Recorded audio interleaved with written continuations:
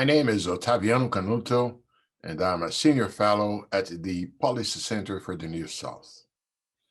This is the fourth of a series of short videos dealing with subjects covered in my recent book, Climbing a High Ladder: Development in the Global Economy. Today, the topic is globalization and technological learning. Cross-border technological diffusion has contributed to rising domestic productivity levels in advanced and emerging economies. But it has also facilitated a partial reshaping of the technological innovation landscape, with some recipients becoming new significant sources of research and development, R&D, and patents. So what would it take for such a change in the innovation landscape to be even broader? Well, let's start by looking at those figures on the gross domestic expenditure on R&D, presented in the chapter 4 of the IMF's World Economic Outlook report of April 2018. And it shows a picture of a changing international constellation of sources of technological innovation. In many sectors, R&D expenditures are an input for innovation, while also in many sectors, success translates into patents as output. And the chart shows clearly how R&D expenditures have skyrocketed in China. But also on the output side, that is to say patents, you see the change depicted here with stocks of international patents piling up in both Korea and China. So these countries have joined traditional leaders in sectors such as electrical and optical equipment, and especially in the case of Korea, in machinery and equipment.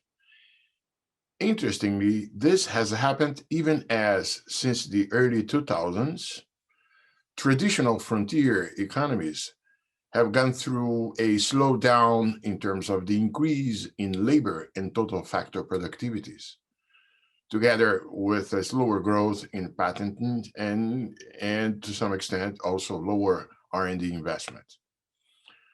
Several competing explanations have been offered for these phenomenon, be it a time gap in the transition between the third and the fourth industrial revolutions, or ranging to those who see a secular decline in opportunities to push productivity forward. We will have discussion on this in a future video. In any case, prevailing technological convergence gaps and non-rivalry in the use of existing technologies have offered emerging market economies the opportunity to keep advancing, even if the rhythm decelerated at the frontier. Technology is typically non-rival in its use. That is, the fact that one uses it does not impede its simultaneous use elsewhere. So the prevailing gaps, convergence gaps, and the non-rivalry make the possibility that those coming from behind can keep moving up, even if the frontier is kind of sluggish. And there are several channels through which exactly the diffusion of knowledge across the border may help exactly the local endeavor in emerging markets. And globalization has diffused knowledge and technology. And why is that? Because greater levels of trade, foreign direct investment, and international use of patents have more intensively disseminated knowledge and technology across borders. A double dividend can potentially be derived from such a feature. As I said, technology is typically non-rival in its use, and its diffusion may lead to increases in average output at relatively low costs. Well, furthermore, its use in multiple settings may generate positive network effects through cross-pollination. See, the chart illustrates how knowledge flows from abroad can have an impact on both productivity through the adoption of foreign technologies in the production process and combined with domestic R&D on innovation. And indeed, the figures presented by the IMF Chapter 4 are very illuminated in that regard. Let me quote some of them. For instance, the report from the IMF estimates that in emerging market economies, from 2004 to 2014, foreign knowledge accounted for about 0.7 percentage points of labor productivity growth a year. That's a lot. It's 0.7 per year, right? And which corresponded more or less to 40% of the observed sectoral productivity growth. And this can be compared with the 0.4 percentage points annual growth during 1995 to 2003. So the expansion of globalization over the period is accompanied by this kind of a diffusion cross-border. And it's quite important to note that according to the IMF report, those results remain robust even when China is excluded, which indicates that productivity effects were broad among emerging market economies. Now, then the question comes to mind, well, and why we don't see more of it? Why this has been still confined to only some countries? It's because there are two sides of this coin. There are local requisites to make possible the escalation of the ladder of innovation capabilities. Look, the point is that notwithstanding the enhancement of cross-border knowledge flows by globalization, the simple interconnectedness does not automatically spark productivity increase in local innovation. Any application of technology embodies a tacit and locally specific, you may call it idiosyncratic, content that cannot be acquired or transferred by means of handbooks or any other codifiable forms of knowledge transmission.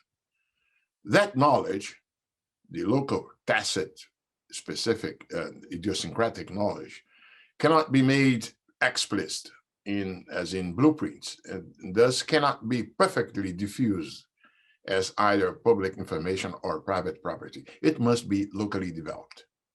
So capabilities must be locally developed.